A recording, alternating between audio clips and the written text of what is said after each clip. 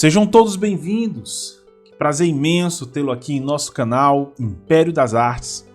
Eu sou o professor Raul Castro e hoje estaremos a analisar mais uma obra de caráter mítico e ao mesmo tempo simbolista de um artista que, como já dito antes, teve seu nome reconhecido de fato apenas em 1980 e que hoje tem despertado a curiosidade de muitos acadêmicos de arte. E claro, se você gosta dos nossos vídeos, por favor, não deixe de se inscrever, de ativar as notificações e, claro, seja membro do nosso canal para ter acesso exclusivo a vídeos e cursos de arte e literatura. O autor em questão é o grande Adolf Himmelreich. Ele foi um pintor judeu nascido na Hungria e ficou bastante conhecido por suas pinturas alegóricas e míticas, e muitas delas associadas à Roma antiga. Um dos problemas de Adolf foi ainda fazer esse tipo de temática em uma época em que a moda era o secessionismo de Viena, como Gustav Klimt, e isso meio que apagou o seu nome das grandes academias. Um outro ponto é que após a sua morte, as telas ficaram em coleções particulares e herdeiros, vindo a ser mais estudado pelo público na década de 80, em pleno século XX. Além disso, muitas de suas obras se perderam ao longo do tempo por motivos desconhecidos. A obra em análise é datada de 1898, intitulada originalmente como As Almas do Aqueronte. Antes, é necessário entendermos duas coisas. Primeiro, o que era o Aqueronte, e segundo, quem é o personagem principal que guia de uma forma tão fria a muitos que imploram por ele. O Aqueronte está presente na mitologia grega e é designado para o inferno mítico, em que deriva do grego archeos, dor, e rhoos, rio, do verbo reo, eu corro, eu fluo, significando, portanto, rio das dores ou rio do infortúnio. Na Divina Comédia, podemos ver no canto 3, sendo o local onde mora Caronte, o barqueiro, que é incumbido de levar as almas perdidas para lá. Chegam os poetas à porta do inferno, na qual estão escritas terríveis palavras. Entram e no vestíbulo encontram as almas dos ignavos que não foram fiéis a Deus nem rebeldes.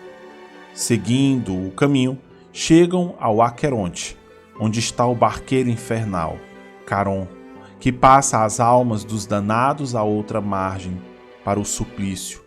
Treme a terra, lampeja uma luz e Dante cai sem sentidos. O próprio Camões usa esse termo para fazer alusão para onde eles iriam se ali naufragassem. Que não no largo mar com leda fronte, mas no lago entraremos de Aqueronte. Segundo Homero, havia o ponto onde os rios Aqueronte, Cócito e Flegetonte se encontravam, que era na costa noroeste do lago Aquerúzia, que era a porta de entrada para o submundo. Atualmente nessa região está localizada a cripta sagrada, que fica no necromante de Aqueronte. Ela está localizada em uma colina que já foi uma ilhota no lago Aquerúzia, antes de ser drenada na década de 60. Os vivos ainda poderiam se comunicar com os mortos através do oráculo de Aqueronte. Sendo assim, o rio Aqueronte era onde os mortos faziam sua passagem da vida para a morte. Mas quem é o personagem que os guia? Aqui vai algumas pistas. Possui um caduceu em torno do qual se entrelaçam duas serpentes e cuja parte superior é adornada com asas. Estas duas serpentes opostas figuram forças contrárias que podem se associar, mas não se confundir. As mesmas asas figuram em seu chapéu e em seus pés. Assim, ali está Hermes, o deus mensageiro dos deuses. Essa cena é o que podemos chamar, portanto, de Hermes Necropompos, pois ele é o guia das almas perdidas, o que ainda o categoriza no status de Deus, além das vestes e do seu caduceu, é o seu rosto. Note como ele tem as cores mais vivas, pois é um ser vivo. enquanto que os outros personagens, que já estão mortos, apresentam uma cor azulada. O azul escolhido aqui é para simbolizar a ausência da vida. As sombras insatisfeitas se aglomeram em torno de Hermes enquanto ele caminha entre eles e implora-lhe que relaxe o passo, que detenha a marcha da perdição. Mas Hermes segue em frente de qualquer maneira, com a calma inexorável de um deus. Continua e passa pela multidão ansiosa. O ambiente nos lembra um aspecto fúnebre, mas que ainda há uma luz que está em torno de Hermes, símbolo único da vida e do mundo externo, enquanto que tudo é a morte, as trevas, a escuridão, o esquecimento. Portanto, o clamor dos personagens se deve por dois motivos. Um é o de estarem ainda agarrados às coisas do passado, à sua vida antiga, às suas alegrias, às atrações que ainda os mantinham fascinados. Mas, embora deva ser implacável às súplicas deles, ele não é aqui descrito como surdo, como alguém insensível aos seus sofrimentos. É isso que dará às suas figuras uma grandeza simpática. À meia distância, lá no fundo do lado esquerdo da tela, ali está Caronte, que é visto se aproximando no barco que remará essas almas para sua morada final.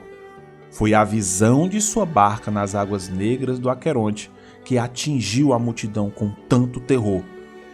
Uma vez feita a terrível passagem, toda a esperança está acabada, e por isso os personagens giram em torno de Hermes como uma última tentativa de esperança. Entretanto, o artista nos mostra uma outra forma de encarar a morte. É aceitando-a, como o velho que ali baixa a cabeça, aceitando que viver o bastante. Logo abaixo, o de uma criança, que ainda não soube o que era a vida de verdade. As variedades das dores aqui são tão detalhadamente trabalhadas que, se observarmos bem, poderemos talvez encontrar a nossa forma de se expressar quando pensamos na ideia de morrer. O que se pode, portanto, perceber três comportamentos. Há um homem resignado carregando seu amor morto, afastando-se de Hermes em desespero, representando aqueles que ainda estão tentando viver. Um segundo grupo, aqueles prontos para seguir seu destino. E um terceiro, aqueles que esperam que Hermes os ajude. Hermes está firme em seu propósito, ele mantém seus olhos focados na frente. Sua força, aparentemente, e sua posição como guia para essas almas perdidas está muito bem clara e definida aqui na obra. Ele está aqui para guiá-los, não para liberá-los, e ele projeta a força para fazer assim o seu trabalho.